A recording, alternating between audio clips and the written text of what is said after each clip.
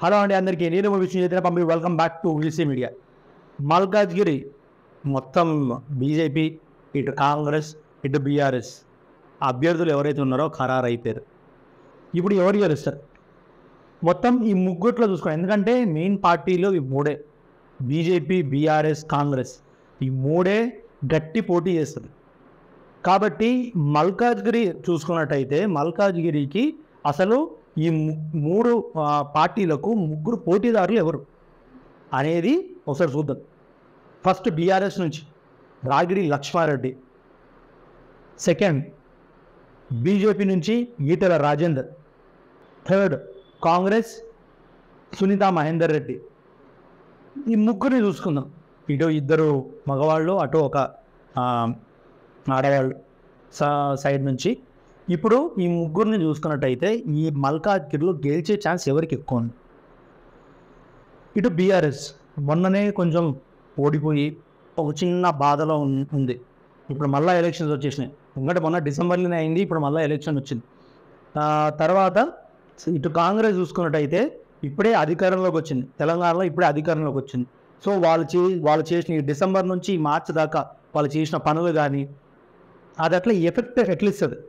ఎందుకంటే సునీతా మహేందర్ రెడ్డి గారికి అది ఈ పనులు కానీ అవన్నీ ఎట్లా ఎఫెక్ట్ ఇస్తుంది అని చూడాలి. తర్వాత బీజేపీ ఈటెల రాజేందర్ చూసుకున్నట్టయితే వీళ్ళు ఇప్పుడు రజాకార్ సినిమా నుంచి ఒకటి వందారు. తర్వాత ఇప్పుడు మీకు తెలుసు బీజేపీ నుంచి ఏమేమి జరుగుతుందనేసి ఇక్కడ తెలంగాణ నుంచి కవితని అరెస్ట్ చేయించారు, అక్కడ ఢిల్లీ నుంచి కేజ్రీవాల్ని అరెస్ట్ చేయించారు. అంటే ఇక్కడ ఎట్లయిపోతుందంటే ఎవరైతే వీళ్ళకి పోటీ వస్తారో వాళ్ళని కట్ చేసేద్దాం, వాళ్ళని కొంచెం జైల్లో చూపిద్దాము, సంథింగ్ ఏదో ప్రయత్నిస్తారు. వీళ్ళ ప్రయత్నంలో వీళ్ళు ఉన్నారు. సో ఇప్పుడు మనకు ఈ మూడు పార్టీలను చూసుకున్నట్టయితే ఎవరు గెలుస్తారు అనేది ఒక నిజమైన ఖచ్చితమైన నమ్మకం లేదు.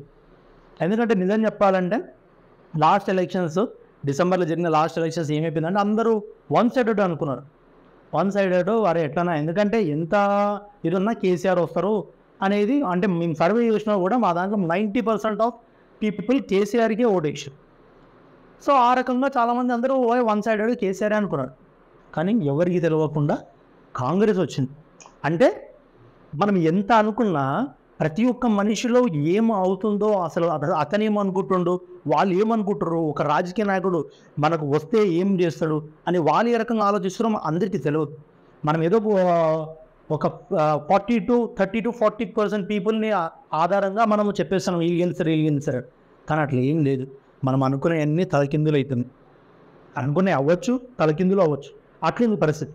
కాబట్టి ఇక్కడ కూడా ఈ ముగ్గురిలో ఇటు బీజేపీ నుంచి ఈటెల రాజేందర్ తీసుకున్నా, బీఆర్ఎస్ నుంచి లక్ష్మారెడ్డిని తీసుకున్నా, ఇటు కాంగ్రెస్ నుంచి సునీతా మహేందర్ రెడ్డిని తీసుకున్నా, ముగ్గురు గట్టి పోటీదారులు. కాబట్టి ఈసారి ప్రతి దగ్గర ఎలక్షన్ చాలా వేడిగా జరుగుతుంది, కానీ మల్కాజ్గిరిలో చాలా గట్టిగా జరుగుతుంది ఈసారి. ఎందుకంటే మల్కాజ్గిరి అనేది చాలా పెద్దది. కాబట్టి దీనికి అసలు ఎవరు గెలుస్తారు, ప్రజలందరూ ఎవరిని ఎన్నుకుంటారు, ఎందుకంటే ఏ సరైన నాయకుడిని ఎన్నుకుంటారు అనేది అందరూ ఆసక్తిగా ఎదురు చూస్తారు. కాబట్టి చూడాలి అసలు ఈ వచ్చే ఎలక్షన్స్లో మల్కాజ్గిరి నుంచి బీజేపీ, కాంగ్రెస్, బీఆర్ఎస్ ఈ ముగ్గురిట్లో ఎవరు ఇక్కడ జెండా పాతి విజయం సాధిస్తారో చూడాలి. సో ఇది ఈరోజు న్యూస్.